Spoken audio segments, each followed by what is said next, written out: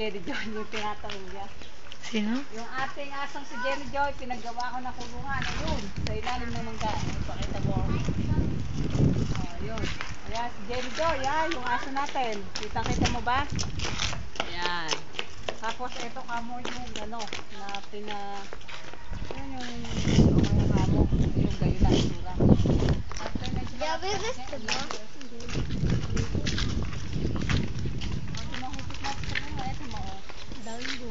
Ba't sa kabila walang gaano? Wala nga eh. O, tumuto o.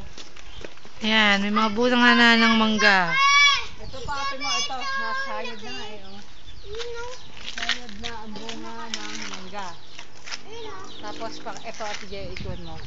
Ayan na. Dating di pa yun. Ayan na ang iyong paupahan. Oh, ayan. May ikuan na siya ngayon. Samento na at